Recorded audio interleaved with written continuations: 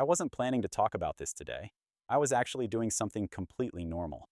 Making coffee, looking at my phone. Same routine as always. And then I saw something small that most people would scroll past. No headline, no alert, no drama. Just a quiet detail that made me stop. Because I've seen this pattern before. Not just in markets, in life, in systems, in how rules work when they start feeling uncomfortable for the people who wrote them.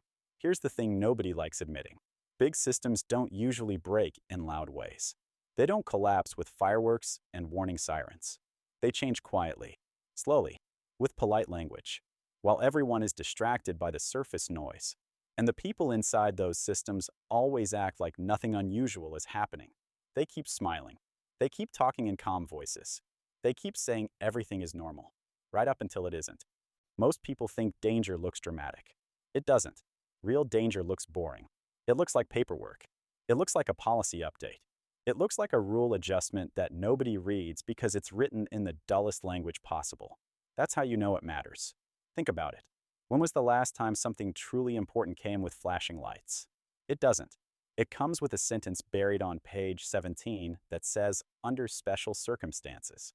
And that one sentence is enough to change everything. What bothers me isn't that systems protect themselves. That's expected. What bothers me is how many people still believe the system will protect them the same way. That belief is comfortable. It's also fragile, because systems don't care about comfort.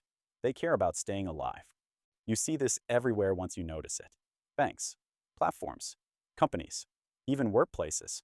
As long as things are calm, the rules feel fair, predictable, friendly. But when pressure builds, the rules start bending in one direction only. And it's never the direction that helps the small guy. People always ask, can they really do that? And the answer is almost always yes. Because they already gave themselves permission. They just didn't advertise it. It's written down, signed, approved, sitting there quietly, waiting for the right moment. And here's the uncomfortable part. The moment those rules get used, it doesn't feel like an emergency from the inside. It feels like a process, a procedure, a necessary step to maintain stability. That's the language they use. Stability, order, safety, all good words, all flexible words. If you've ever worked inside a large organization, you know exactly what I'm talking about. Decisions don't happen because they're fair. They happen because they reduce risk for the people at the top. Everything else is secondary. That's why surface signals can be so misleading. Numbers on screens, status updates, public statements. They're not lies exactly. They're just incomplete. They show you what's convenient to show. The real stress lives underneath, in places most people never look because it's not exciting. And when pressure builds underneath long enough, behavior changes. Quietly, suddenly, sometimes all at once. What I keep noticing lately is how much effort goes into keeping people focused on the wrong layer. The visible layer, the noisy layer, the part that updates every second. That layer gives you the illusion of control, like you're informed, like you're ahead of things. But it's also the easiest layer to manage. The harder layer is the one that doesn't move fast, the one tied to real-world limits, real-world delays, real-world friction. You can't fix those with a click. You can't smooth them over with a statement. They respond on their own timeline. And that mismatch is where problems are born. When the fast layer and the slow layer drift too far apart, something has to give. Either expectations come down or reality pushes back. And reality is patient. It doesn't care about deadlines. It doesn't care about forecasts. It doesn't care about confidence. That's why moments like this feel strange if you're paying attention. Everything looks calm, but the effort required to keep it calm keeps rising. More adjustments, more explanations, more reminders not to worry. That's not strength. That's maintenance. Strong systems don't need reassurance. Weak ones do. I'm not saying panic. Panic is useless. I'm saying awareness matters. Understanding where you actually stand matters. Not where you think you stand based on a dashboard or an app or a promise someone made when conditions were different. Ask yourself a simple question. If access paused tomorrow, even briefly, would your life change? If a rule you never read suddenly applied to you, would you be surprised or prepared? Most people don't ask those questions because they don't want the answers. And that's how people get trapped. Not because they were wrong, but because they assumed the system would warn them before changing the game. It rarely does. Most people don't get caught because they ignored a warning. They get caught because the warning didn't look like one. It looked like a footnote. It looked like a small delay. It looked like a temporary measure. And humans are great at ignoring temporary things. We tell ourselves we'll deal with it later. Later becomes normal. Normal becomes permanent. That's how slow changes win. Not through force, through patience. You can see it in everyday life. Think about how prices change. Nobody wakes up one morning and sees everything double overnight. It creeps. A little more here, a little less there. You adapt without realizing you're adapting. And by the time you notice, your baseline has already shifted. That same psychology works in systems. They don't shock you unless they have to. They train you. And the training usually looks like this. First, inconvenience. Then explanation. Then normalization. Then enforcement. By the time enforcement arrives, most people are already tired. They just want things to work again. So they comply. Not because they agree. Because resistance feels expensive. This is why people who rely entirely on smooth access are the most vulnerable when smooth access disappears. They've optimized for convenience, not resilience. And convenience is fragile. I keep coming back to one idea that sounds boring but matters more than people think. Redundancy. Not in a paranoid way. In a practical way. Multiple ways to do the same basic thing. Multiple paths to pay bills. Multiple ways to access value. Multiple institutions instead of one. Multiple tools instead of one favorite. The people who survive disruptions best aren't the smartest or the fastest. They're the ones who didn't put all their trust in a single doorway. Because doorways can close, sometimes without warning.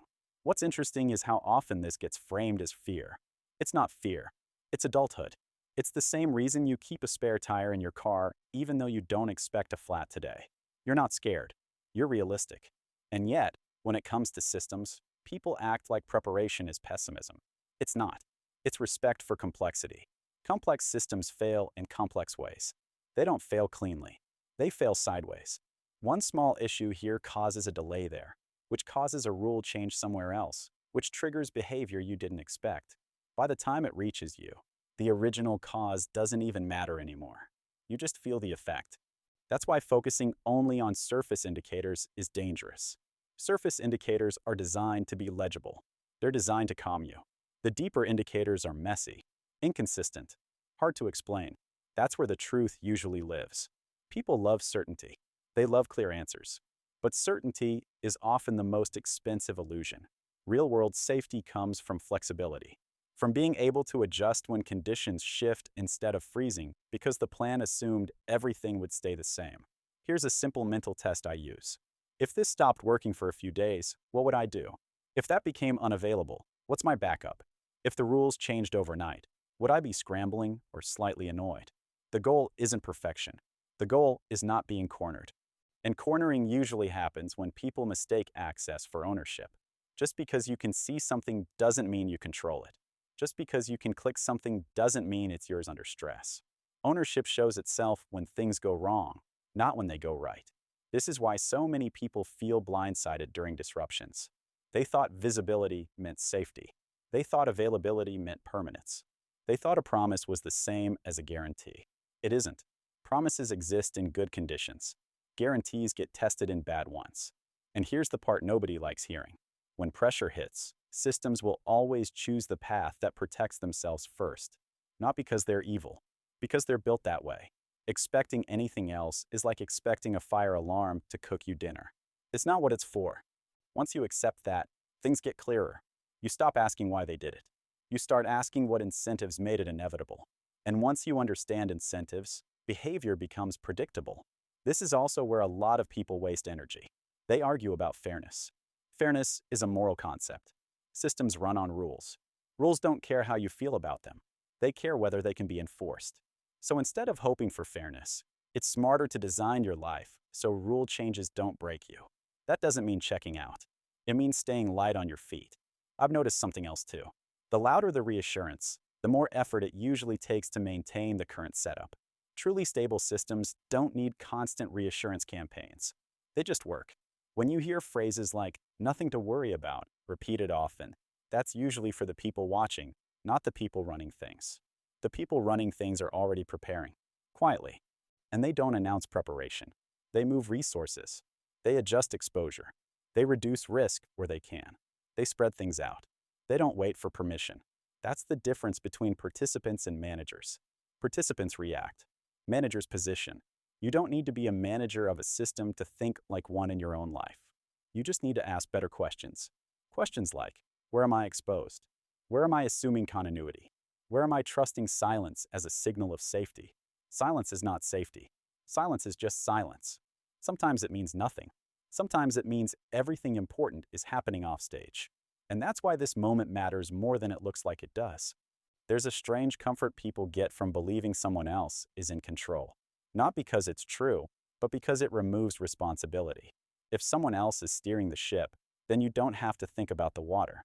You don't have to check the hull. You don't have to ask where the lifeboats are. You just sit back and trust the captain. That works until the ship hits stress.